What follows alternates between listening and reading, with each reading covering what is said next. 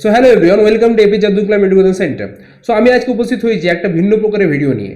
আজকে আমার ভিডিওর বিষয়বস্তু হলো জামিয়া মিলিয়া ইসলামিয়া। আশা করি এই নামটা তোমরা অনেক জায়গায় শুনেছো বা এই নামটার সম্পর্কে তোমরা অবগত, এবং যারা অবগত না এখন পর্যন্ত হওনি, কাইন্ডলি একবার গুগলে সার্চ করলেও তোমরা সেটা পেয়ে যাবে, কিন্তু গুগলে সার্চ করার দরকার নেই। আজকে আমি তোমাদেরকে জামিয়া মিলিয়া ইসলামিয়ার সম্পর্কে কিছু তথ্য দেওয়ার জন্য এসেছি। যে সমস্ত স্টুডেন্টরা ভাবছো কি ল করবে, লয়ের জন্য আমাদের কলকাতাতে ক্যালকাটা ইউনিভার্সিটি রয়েছে, West Bengal National Law University of Judicial Science রয়েছে, কিন্তু এর বাইরে যে সমস্ত ন্যাশনাল ইউনিভার্সিটিস রয়েছে এবং সেন্ট্রাল ইউনিভার্সিটিস রয়েছে, তার মধ্যে জামিয়া মিলিয়া ইসলামিয়া হলো একটা ইম্পর্টেন্ট ইউনিভার্সিটি এবং খুব প্রেস্টিজিয়াস ইউনিভার্সিটি। সো সেই জামিয়া মিলিয়া ইসলামিয়ার ব্যাপারে আজকে আলোচনা করব। তার অ্যাডমিশন প্রসেসটা কী, লয়ের যে অ্যাডমিশন হয় তার প্রসেসটা কী, এবং সত্যি কি জামিয়া মিলিয়া ইসলামিয়া লয়ের ক্ষেত্রে এত একটা ভালো জায়গায় রয়েছে এবং লয়ের জন্য খুব ভালো ইউনিভার্সিটি একটা, তার ব্যাপারে আমি আজকের ভিডিওতে আলোচনা করার চেষ্টা করব। এবং আশা করি এই ভিডিওর শেষে তোমাদের যে জামিয়া মিলিয়া ইসলামিয়ার ব্যাপারে যে মিথ রয়েছে সেটা অনেকটাই ক্লিয়ার হবে, এবং তোমরা যারা ভাবছো ল করার জন্য অন্য জায়গা থেকে, ভালো জায়গা থেকে, তারা জামিয়া মিলিয়া ইসলামিয়াকে অবশ্যই প্রিফার করতে পারো। তো বেশি কথা না বাড়িয়ে চলো শুরু করা যাক। যেমন আমি দেখতে পাচ্ছ, আমি আজকে নিয়ে এসেছি একটা prospectus. So Jamia Millia Islamia already তাদের 2026-2027 অ্যাডমিশনসের জন্য তাদের প্রসপেক্টাস রিলিজ করেছে। যেমন তো দেখতে পাচ্ছ, জামিয়া মিলিয়া ইসলামিয়া হলো একটা সেন্ট্রাল ইউনিভার্সিটি, এবং এর ফার্স্ট অফ অল আমি তোমাদেরকে একটা জিনিস বলি, এর র্যাঙ্কিংটা কেমন সেটা তোমাদের জানা খুব জরুরি। তো সেই জিনিসটা, র্যাঙ্কিংটা যদি বলতে চাই আমি, তো এদের র্যাঙ্কিং গ্লোবালি কীরকম বা ইন্ডিয়ার ক্ষেত্রে র্যাঙ্কিং কেমন। তো ইন্ডিয়ার ক্ষেত্রে জামিয়া মিলিয়া ইসলামিয়া যদি র্যাঙ্কিং বলা যায়, তো ইন্ডিয়ার ক্ষেত্রে জামিয়া মিলিয়া ইসলামিয়া 4th র্যাঙ্কে রয়েছে।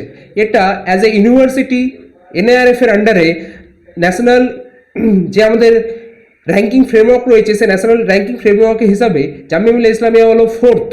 এটা কি একটা 4th র্যাঙ্ক ইউনিভার্সিটি, এবং তার সঙ্গে সঙ্গে লয়ের ক্ষেত্রে হলো ইন্ডিয়ার মধ্যে 8 নম্বর। কত নম্বর? লয়ের মধ্যে ইন্ডিয়ার মধ্যে 8 নম্বর ইউনিভার্সিটি। তো তুমি এক্ষেত্রে বুঝতেই পারছো যে এটা লয়ের ক্ষেত্রে কতটা ইম্পর্টেন্ট এবং লয়ের ক্ষেত্রে কতটা প্রেস্টিজিয়াস। সেক্ষেত্রে তুমি যদি গ্লোবালিও এই ইউনিভার্সিটির র্যাঙ্কিং দেখো, তাহলে এর যে অবস্থান তার ব্যাপারে তুমি ক্লিয়ার করতে পারবে। যে QS ওয়ার্ল্ড র্যাঙ্কিং রয়েছে, সেই QS ওয়ার্ল্ড র্যাঙ্কিংয়েও এর র্যাঙ্কিং এশিয়ার ক্ষেত্রে 197। তাছাড়া দ্য টাইমসের যে র্যাঙ্কিং রয়েছে তার ক্ষেত্রে ইন্ডিয়ার মধ্যে 3 নম্বর এটা র্যাঙ্কিং, ঠিক আছে। এছাড়া বিভিন্ন যে ওয়ার্ল্ডের র্যাঙ্কিংস ইন্ডেক্স রয়েছে, তার মধ্যে জামিয়া মিলিয়া ইসলামিয়া সর্বদাই একটা ভালো স্কোর করে আসে, এবং জামিয়া মিলিয়া ইসলামিয়া সবসময় ইন্ডিয়ার যে একটা টপ টিয়ার ইউনিভার্সিটির মধ্যেই গণ্য হয়ে থাকে, কনসিডার করা হয়ে থাকে। তো এবার আমি তোমাদের জানাই যে 2026-2027 যারা অ্যাডমিশন নিতে চাইছো, তাদের জন্য কিছু ইম্পর্টেন্ট ডেটস, সেই ইম্পর্টেন্ট ডেটসটা তাদের জানা খুব জরুরি। তো সেহেতু আমি ইম্পর্টেন্ট ডেটসটা একটু বলি তোমাদের, যে জামিয়া মিলিয়া ইসলামিয়ার এখন বর্তমানে যে অ্যাডমিশন, সে অ্যাডমিশনটা শুরু হয়ে গিয়েছে। যেমন কি 20 ফেব্রুয়ারি থেকে তাদের অ্যাডমিশনসের যে নোটিফিকেশন, সেটা অলরেডি তাদের যে ওয়েবসাইট জামিয়া অ্যাডমিশন যদি সার্চ করো গুগলে, তাহলে তোমরা পেয়ে যাবে। তাদের ওয়েবসাইটে প্রসপেক্টার অলরেডি রিলিজ হয়ে গেছে। তার সঙ্গে সঙ্গে তাদের যে ফর্ম ফিল আপটা 20 ফেব্রুয়ারি থেকে মার্চের 25 তারিখ পর্যন্ত চলবে। কত বললাম আমি? 20 ফেব্রুয়ারি থেকে মার্চের 25 তারিখ পর্যন্ত এই জামিয়া মিলিয়া ইসলামিয়ার অ্যাডমিশনটা এক্ষেত্রে তোমাদের চলবে। তো আর কি তোমাদের এখানে ইম্পর্টেন্ট ডেটস আছে, তোমাদের লয়ের এন্ট্রান্সের ডেট কবে এবং লয়ের সিলেবাস কি, সমস্ত রকমের জিনিসও আমি আলোচনা করব। সেক্ষেত্রে আমি ফার্স্ট অফ অল একটা বলি, তোমাদের লয়ের যে আমাদের রয়েছে এখানে ফ্যাকাল্টি অফ ল, তার ব্যাপারে একটু জানা যাক। ফ্যাকাল্টি অফ ল এখানে যে অফার করে BLLB ক্ষেত্রে টোটাল রয়েছে 120টা সিট। কত বললাম? 120টা সিট। তার মধ্যে রয়েছে দুটো পার্ট। একটা হলো BLLB, যেটা অনার্সের রেগুলার ডিগ্রি, আরেকটা হলো সেলফ ফাইন্যান্স। এবার দুটোর মধ্যে কোনো প্রকার ডিফারেন্স নেই, দুটোই সেম, শুধুমাত্র সেলফ ফাইন্যান্সকে একটু এক্সট্রা পে করতে হয়, এটাই। তাছাড়া তাদের এই দুটো কোর্সের মধ্যে কোনো ডিফারেন্স নেই বা কোনো কিছু পার্থক্য নেই। যা সেলফ ফাইন্যান্সকে পড়াই তাই রেগুলারকে টিচার পড়ায়, এবং রেগুলার যে সমস্ত ফ্যাকাল্টিস থাকে তারাই সেলফ ফাইন্যান্সে থাকে। তো যে সমস্ত স্টুডেন্টরা পড়তে চাইছো, তাদের এক্ষেত্রে সেমিস্টার ইয়ারলি ফিস দিতে হবে 18,150 টাকা করে, ঠিক আছে। যারা রেগুলার কোর্সে হবে তাদের জন্য 18,150, এবং সেলফ ফাইন্যান্সের জন্য 52,700 টাকা ইয়ারলি বছরে, ঠিক আছে। তো এটা হলো তাদের ফিজ স্ট্রাকচার, এবং এক্ষেত্রে তোমাদের 60টা সিট রয়েছে রেগুলার সিটে এবং 60টা সিট রয়েছে সেলফ ফাইন্যান্স কোর্সে, ঠিক আছে। এছাড়া যারা LLM করতে চাইছো, LLM এর জন্য রয়েছে আমাদের ক্রিমিনাল লতে এলএলএম রয়েছে, তাছাড়া কর্পোরেট লতে এলএলএম রয়েছে, ঠিক আছে, পার্সোনাল লতে এলএলএম রয়েছে, এগুলো তো তোমরা এলএলএম করতে পারো। তো আমরা যেহেতু বিশেষত ফোকাস করছি আমাদের সাধারণত বিএলএলবি তার উপর, সেহেতু বিএলএলবির ক্ষেত্রে 120টা সিট, 120টার মধ্যে 60টা হলো রেগুলার সিট এবং 60টা হলো সেলফ ফাইন্যান্স সিট, এবং এই দুটোর মধ্যে কোনো প্রকার ডিফারেন্স নেই। এবং একটা কথা বলে দিই, এই ক্ষেত্রে তোমাদের দুটো কোর্সে অ্যাডমিশনের জন্য, দুটো পার্টে অ্যাডমিশনের জন্য এন্ট্রান্স ইম্পর্টেন্ট। এন্ট্রান্স ছাড়া একটাও অ্যাডমিশন হবে না, কারণ আমরা দেখে এসেছি সেলফ ফাইন্যান্স কোর্সে কোনো সময় সিট খালি থাকে না। ফার্স্ট লিস্ট, সেকেন্ড লিস্ট আসবে, তারপরে দেখা যায় self finance seat full up. সেহেতু কেউ যদি ভেবে থাকবো যে সেলফ ফাইন্যান্স সিটে মানে কি টাকা দিয়ে আসছে তো একটু কম হবে, অবশ্যই তাদের কাট অফ হতে পারে 4-5 মার্ক কম আসবে, কিন্তু তাদের যে কম্পিটিশনটা সেম লেভেলে থাকে, কোনো কম্পিটিশনে ডিফারেন্স হয় না বা কোনো প্রকারের জিনিসে এখানে ডিফারেন্স থাকে না।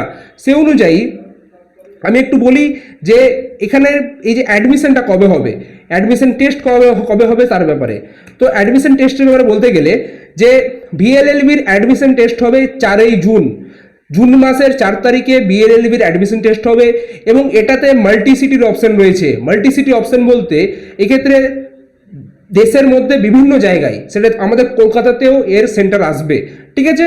তো তুমি যদি কলকাতায় থাকো, ত্রিবেন্দ্রপুরমে থাকো, দিল্লি থাকো, শ্রীনগর থাকো, দেশের বিভিন্ন পার্টে 8 থেকে 9 জায়গাতে এর সেন্টার থাকে। সেই সেন্টারে গিয়ে তুমি তোমার নিয়ারেস্ট সেন্টারে অ্যাডমিশন নিতে পারো, মানে এন্ট্রান্স টেস্ট দিতে পারো। এবার তোমরা যেহেতু ওয়েস্ট বেঙ্গল থেকে দেখছো, তো অবশ্যই কলকাতাতে আমাদের সেন্টার থাকবে, এই ব্যাপারে তোমাদের কোনো প্রকার টেনশন নিতে হবে না। তো 4ই জুন তোমাদের অ্যাডমিশনসের জন্য টেস্ট হবে, এবং অ্যাডমিশন টেস্টের জন্য তোমাদের করতে কী হবে দেখো। অ্যাডমিশন টেস্টের জন্য আমি একটা ডিটেল ভিডিও নিয়ে আসবো, যেক্ষেত্রে জামিয়া মিলিয়া ইসলামিয়ার যে সিলেবাসটা কি, জামিয়া মিলিয়া ইসলামিয়ার সিলেবাস কিন্তু আলিগড়ের সিলেবাস থেকে ডিফারেন্ট। আলিগড়ের সিলেবাস হলো সাধারণত ইংলিশ ফোকাসড, সেখানে ইংলিশের ওপর বেশি ফোকাস করা হয়ে থাকে, কিন্তু জামিয়া মিলিয়া ইসলামিয়ার সিলেবাস 150 মার্কের লয়ের এন্ট্রান্স এসে থাকে, এবং এই 150 মার্কের সিলেবাসে অনেকটাই জিএস এর ওপর, জেনারেল স্টাডিজের ওপর অনেকটাই ফোকাস করা হয়ে থাকে। তাছাড়া লয়ের যে সমস্ত পার্টস রয়েছে সে সমস্তর উপর বেশি ফোকাস করা হয়ে থাকে। এবং আরেকটা কথা বলে দিই, যে সমস্ত স্টুডেন্টরা ভাবছো ক্যালকাটা ইউনিভার্সিটি ল এন্ট্রান্স জন্য ভাবছো, ক্যালকাটা ইউনিভার্সিটি ল এন্ট্রান্সটা অনেকটাই এর থেকে কম, একটু লো লেভেলে থাকে সবসময়। ওর যে কোশ্চেন পেপারের লেভেলটা ওটা অনেকটা কম হার্ড থাকে অ্যাজ কম্পেয়ার টু জামিয়াতে অনেকটাই ওর থেকে হার্ড কোশ্চেন সেট করা হয়ে থাকে। সেহেতু জামিয়ার জন্য তোমাকে তোমার প্ল্যানিংটা অন্যভাবে করতে হবে। তুমি যদি কলকাতার জন্য পড়ো তাহলে সেটা আলাদাভাবে করতে হবে, এবং জামিয়ার জন্য করলে সেটা টোটালি একটা ডিফারেন্টভাবে তোমাকে একটা স্ট্র্যাটেজি বানাতে হবে, এবং সেইভাবে তোমাকে পড়তে হবে। তো আশা করি এই জামিয়া মিলিয়া ইসলামিয়ার ব্যাপারে তোমাকে সমস্ত রকমের জিনিস আমরা ইনফরমেশন আজকের এই ভিডিওতে দিতে পারলাম। এছাড়াও যে সমস্ত স্টুডেন্টরা ভাবছো এই জামিয়া মিলিয়া ইসলামিয়ার ব্যাপারে আরও কোয়ারিজ রয়েছে, তারা অবশ্যই আমাদের দেওয়া কন্ট্যাক্ট ডিটেলসে যোগাযোগ করতে পারো। তাছাড়া আরও যদি কোনো প্রবলেম থাকে অবশ্যই আমাদের রিচ আউট করতে পারো, যেহেতু আমরা যে সমস্ত ফ্যাকাল্টিজরা রয়েছি এই ফ্যাকাল্টিজরা এই সমস্ত প্রেস্টিজিয়াস ইউনিভার্সিটি থেকে বিলং করে থাকি, সেহেতু আমরা এই সমস্ত ইউনিভার্সিটির ব্যাপারে ভালো মতো অবগত। আমাদের যে সমস্ত ফ্যাকাল্টিজ রয়েছে তারা পিএইচডি হোল্ডার্স রয়েছে, তারা এই সমস্ত সেন্ট্রাল ইউনিভার্সিটি থেকে এসেছে, সেহেতু আশা করি তোমাদেরকে খুব সুন্দরভাবে গাইড করতে পারবো। এবং এই যে ফেব্রুয়ারি মাস চলছে, তোমাদের কাছে টাইম নেই, জুন মাসের 4 তারিখে এক্সাম, সেহেতু যদি প্রিপারেশন করতে যাও, কোনো প্রকার হেল্প দরকার থাকলে আমাদেরকে অবশ্যই রিচ আউট করতে পারবে। এবং একটা বেটার ফিউচারের জন্য কলকাতার বাইরে যদি কোনো ভালো ইউনিভার্সিটি খোঁজো রিজনেবল প্রাইসের মধ্যে, তাহলে অবশ্যই তোমার চেক লিস্টে জামিয়া মিলিয়া ইসলামিয়া থাকা খুব জরুরি। জামিয়া মিলিয়া ইসলামিয়া আশা করি তোমার এই ভবিষ্যতের জার্নিতে খুব বেশি হেল্পফুল হবে, এবং পরবর্তীতে একটা ভালো জায়গায় তোমাকে নিয়ে যেতে সাহায্য করবে। Thank you so much for watching this video. আমরা অবশ্যই পরবর্তী ভিডিওতে আরও বিভিন্ন প্রকার জিনিস নিয়ে আলোচনা করবো। So stay tune for the next one. Thank you so much.